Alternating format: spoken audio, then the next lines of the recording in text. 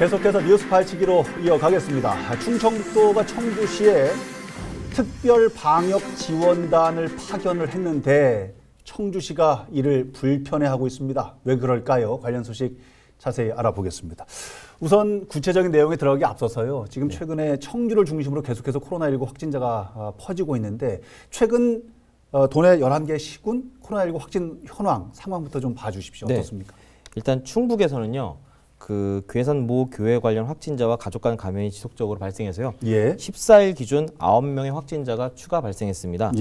그리고 13일 밤 10시부터 다음날 오전 11시 사이에 청주시 같은 경우에는 5명, 진천군은 2명, 제천시, 증평군 각 1명씩 코로나19 확진 판정을 받으신 분들이 발생을 했고요.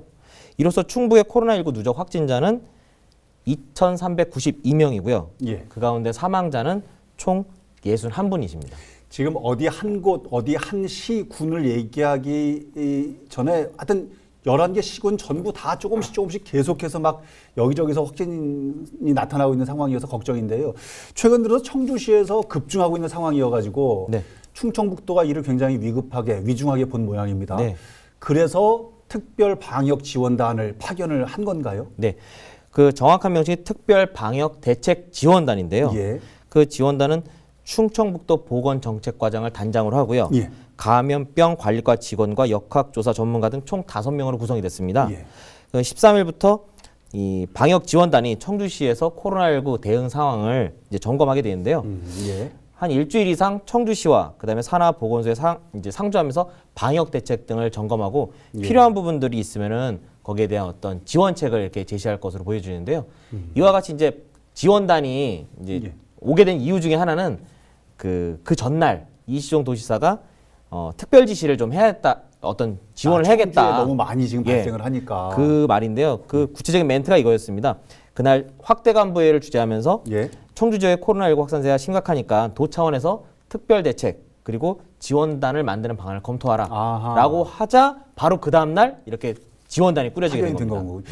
아니 근데 생각을 해보면 지자체 입장에서는 이렇게 막 한두 명이 아니라 몇십 명 뭐 단위로 막 터져 나오기 시작하면 이렇게 지원을 받으면 더 좋고 사태 해결이나 어떤 역학조사 차원에서 도움을 받을 수 있지 않을까.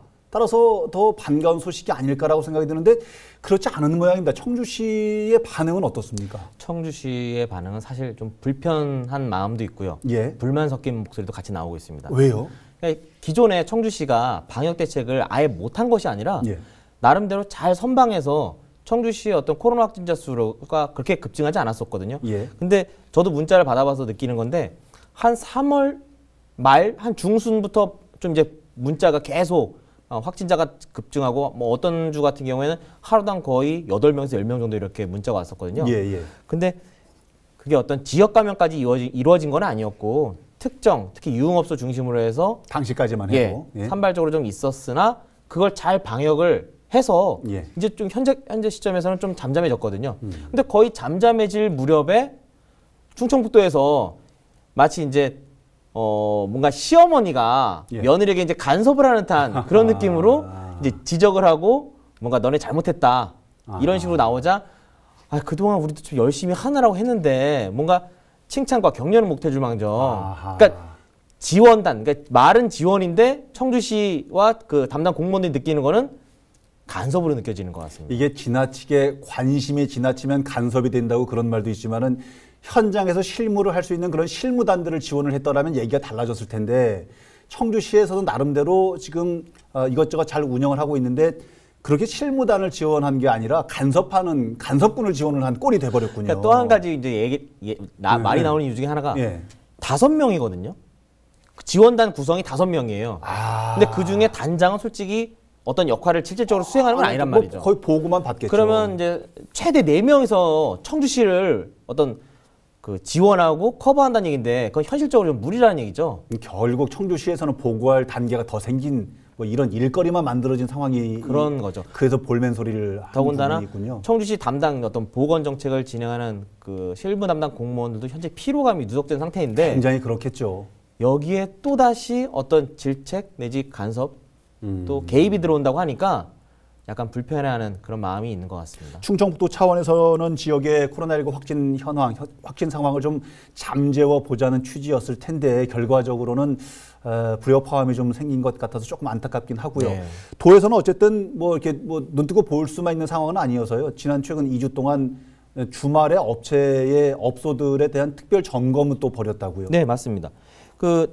이번 특별 점검에서는요, 다중이용 시설을 중점적으로 관리했었는데요. 예로 들면 이제 음식점, 카페, 학원, 뭐 종교시설, 그다음에 유흥시설, 노래연습장, 그러면 실내 체육시설 등이 주로 중점 관리 대상이었습니다. 그동안 이곳들의 어떤 방역을 아예 안 한 건 아니었어요. 근데 그동안 이제 코로나19가 너무 지속되다 보니까 그동안 피로감이 누적되고 방역에 대한 어떤 긴장감도 느슨해지는 것을 좀 예방하는 차원에서 다시 이제 진행이 된 건데요. 최근에 그로 인해서 강화된 방역 수칙에 대해서 좀 말씀드리면 다중이용시설 방문할 때는 그전에는 대표자 한 명만 일행이 있으면은 그렇죠. 왜 3명, 왜 2명 이렇게만 적었거든요. 근데 저도 역시 그 경험해 봤는데 방문자 모두 다 전부 다 자신의 어떤 인적사항을 거기다 적어야 되고요. 또 식당이나 카페 등 다중이용시설을 관리하시는 분들은 그 1일 1회 반드시 소독을 실시해야 되고요.